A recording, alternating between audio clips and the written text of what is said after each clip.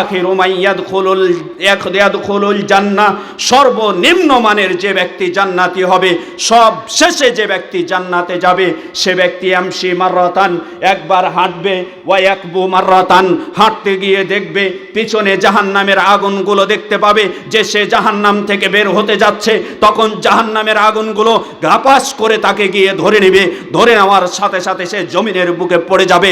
কিন্তু আল্লাহ তাআলা যে তাকে বলেছে যাও, তোমাকে অনুমতি দেওয়া হলো জাহান্নাম থেকে বের হয়ে যাও, সে ব্যক্তি জাহান্নাম থেকে বের হওয়ার জন্য তখন আপ্রাণ প্রচেষ্টা চালাবে, হাঁটতে পারছে না, এবার হাতের উপর হামাগুড়ি দিয়ে দিয়ে হাঁটতে হাঁটতে ওয়া ইয়াকবু মাররাতান, হামাগুড়ি দিয়ে দিয়ে হাঁটতে থাকবে এবং জাহান্নাম থেকে যে কোনো মূল্যে তাকে বের হতে হবে। সম্মানিত উপস্থিতি, এভাবে যখন জাহান্নাম থেকে বের হতে হতে চেষ্টা করতে করতে শেষ পর্যায়ে জাহান্নামের গেট থেকে বের হয়ে যাবে।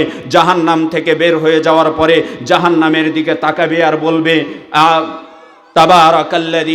তাবারাকাল্লাযী নাজ্জানি মিনক, আমি ওই আল্লাহর বরকত বর্ণনা করছি। সে আল্লাহ সুবহানাহু ওয়া তাআলা বরকতময়, যে আল্লাহ তাআলা তোমার থেকে, হে জাহান্নাম, তোমার থেকে আমাকে মুক্তি দিয়েছে, ওই আল্লাহর আমি বরকত বর্ণনা করছি, তিনি বরকতময়। এরপরে সে ব্যক্তি বলবে, সে ব্যক্তি শুধুমাত্র জাহান্নাম থেকে বের হতে পেরেছে। এবার সে ব্যক্তি পিছনের দিকে তাকাবে আর বলবে, আল্লাহ তাআলা লাকাদ আ'তানি আল্লাহু তাআলা, আল্লাহ তাআলা আজকে আমাকে যে জিনিসটি দিয়েছেন, মা আ'তা আহাদান ফিল আউয়ালিন ওয়াল আখিরিন, পৃথিবীর সূচনা থেকে শুরু করে কিয়ামত পর্যন্ত যত মানুষ এসেছে এমন এত বড় নিয়ামত পৃথিবীতে আল্লাহ তাআলা কাউকেই দেয়নি। অথচ সে ব্যক্তি কেবলমাত্র জাহান্নাম থেকে মুক্তি পেয়েছে, জান্নাতের সে ঘ্রাণটাও পায়নি, অথচ সে মন্তব্য করে বসবে। এরপরে যখন জাহান্নাম থেকে বের হলো, সামনে একটি গাছ দেখতে পাবে, যে গাছটির সৌন্দর্য, চাকচক্য এবং ফলমূল দেখে সে আশ্চর্য হয়ে গিয়ে আল্লাহর কাছে দোয়া করে বলবে, আল্লাহ, আমি কি এই গাছের কাছে যাব? আমি কি এই গাছের ছায়ায় আশ্রয় নিব?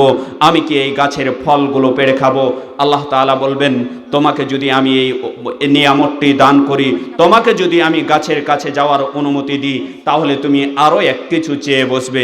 সে ব্যক্তি বলবে, আল্লাহ, আমি অঙ্গীকার করছি, আমি আপনার কাছে আর কিছু চাইব না, শুধুমাত্র আমাকে ওই গাছটির কাছে নিয়ে চলুন।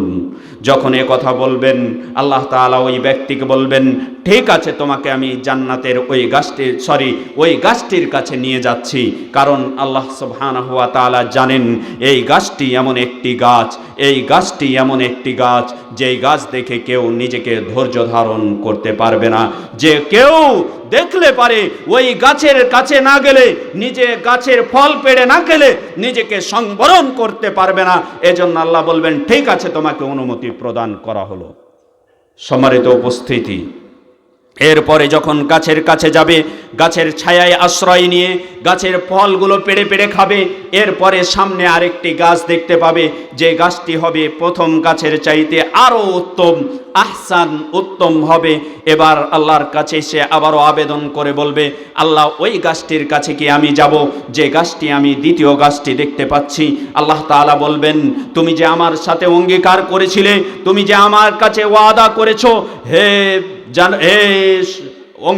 গাদ্দার, হে ওয়াদা ভঙ্গকারী, তুমি আমার সাথে ওয়াদা করেছো তুমি দ্বিতীয় কিছু চাইবে না, তুমি আবারও আমার কাছে চেয়ে বসছো।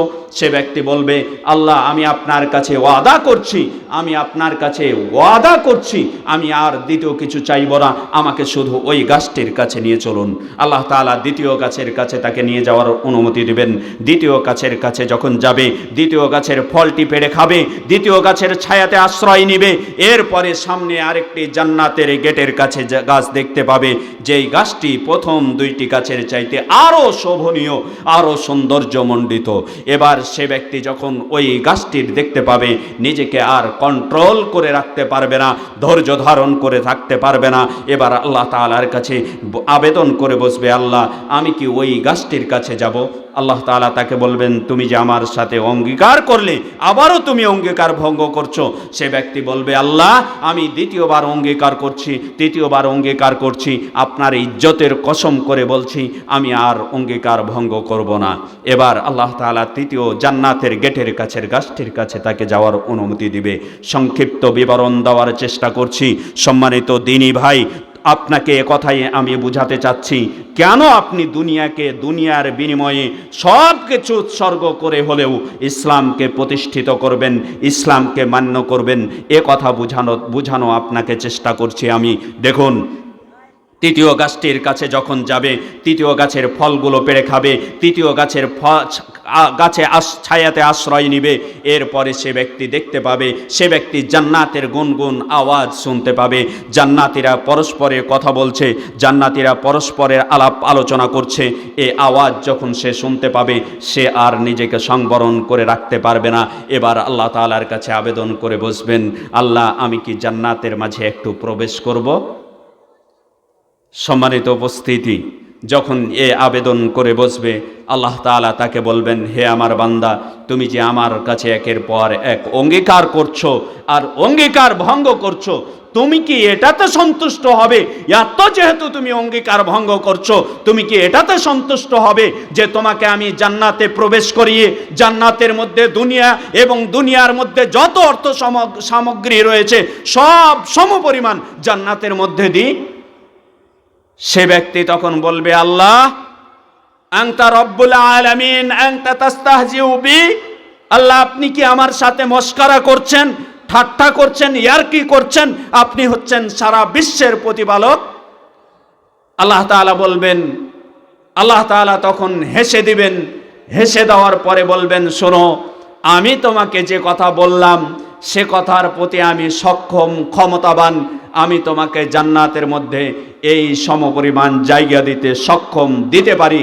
সুতরাং শুনে রেখো হে সর্বনিম্ন মানের জান্নাতি, হে সর্বশেষ জান্নাতে প্রবেশকারী, তোমাকে আমি জান্নাতে প্রবেশ করালাম, তোমাকে আমি জান্নাতের মধ্যে দুনিয়া এবং সারা পৃথিবীর সমপরিমাণ 10 গুণ পৃথিবী তোমাকে জান্নাতের মধ্যে দিয়ে দিলাম।